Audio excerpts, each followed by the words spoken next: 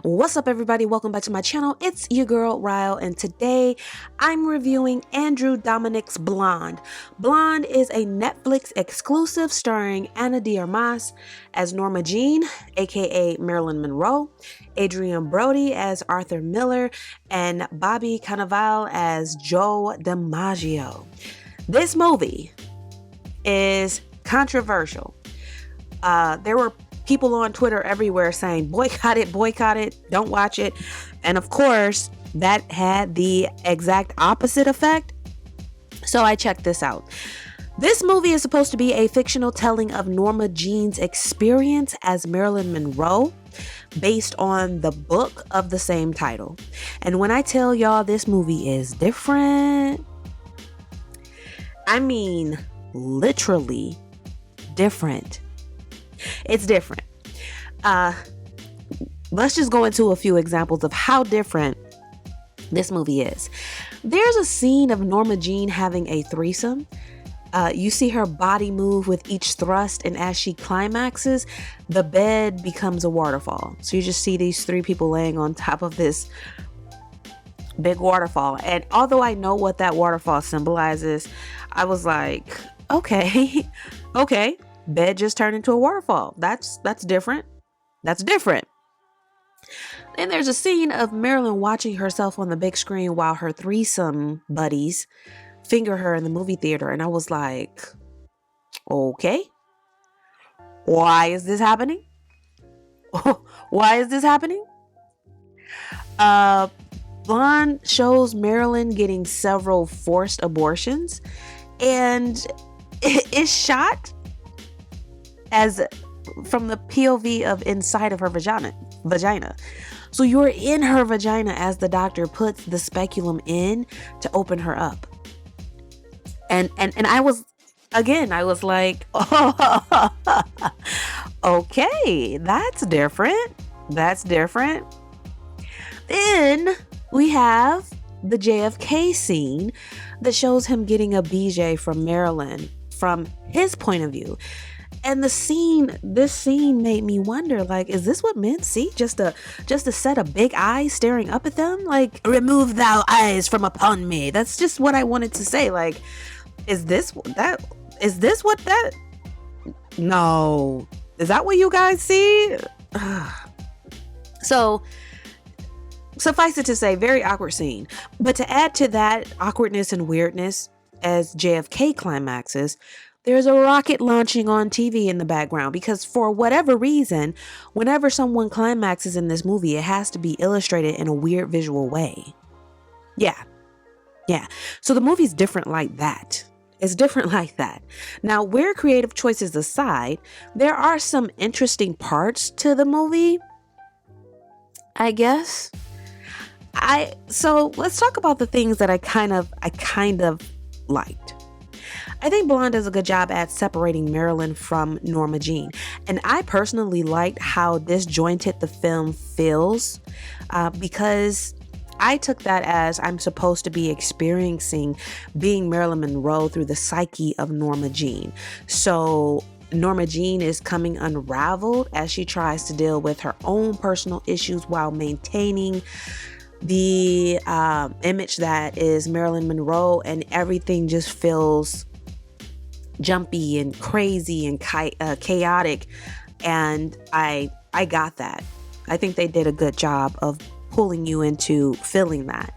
I think the movie does a good job at showing Norma as a woman who was just never in control of her life. Like, even from the very beginning, things happened to Norma and she responded, but she was never in full control of any of it. And that is how I view the real Marilyn Monroe, just as a woman who lived her life full of struggles and did what she had to do to make the best of it.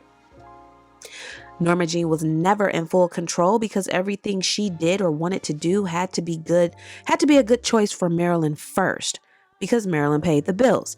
So that's how I kind of see the real tragic story of Norma Jean. The movie also had an interesting way of presenting Marilyn's environment, right? So she was mostly around men in this movie, male handlers, male makeup artists. She was literally around men at every turn in this movie. which of course is not true, but I thought it was interesting how, like, even when she's pulling up to movie premieres, there's there are women in the crowd, but it's just mostly just men. Just men in the crowd, men paparazzi, men. Like, she's just surrounded by men. They are the evil villains. They are. And we watch her getting handled and mishandled by men at every turn in this movie. This movie is again fictional. And like I said with Spencer, it's like once they've made so many movies about a person and there's no more content, they just start making stuff up. And I personally think getting the likeness of a dead person and casting them in a movie is just as twisted as putting a Tupac or Whitney Houston hologram on tour. Like, these people are dead. Stop playing with their image for your own personal gain. Stop it. That's essentially what they did. They got Ana de Armas to play dress up as Marilyn Monroe, and they put her in all of these fictional, maybe fictional, somewhat fictional scenes, you know, and they did it just to put on a show of how different they could make this film, how experimental they could make this, how artsy they could make this film. But the movie serves no purpose. Yeah, Ana de Armas looks a lot like Marilyn at times, but in other scenes, to me, she looked a lot like Kelly Kapowski. Not gonna lie. Her Cuban accent constantly sneaks through, which when it does sneak through, it's jarring. Like, you notice it. You don't have to look for it. It's there. And I don't necessarily think that the movie is offensive, but I do think that it's even worse than that. It's pointless. It's pointless. They could have had Ana de Armas dressed up like Marilyn Monroe hunting down zombies. They could have had her dressed up as Marilyn Monroe, living her life out in an alternate universe, as a totally different person, living a totally different life. They could have had her, they could have had Norma Jean fighting her evil alter that is Marilyn Monroe. I don't know. I feel like at this point, there's roughly 15 films about Marilyn Monroe, and every generation repaints her to fit the ideologies of the day. And because she's dead, she's not in any control of it, and it's nasty. I think we need to let go of these Marilyn Monroe and Princess Diana films, except The Crown. The Crown. We got to keep that one going.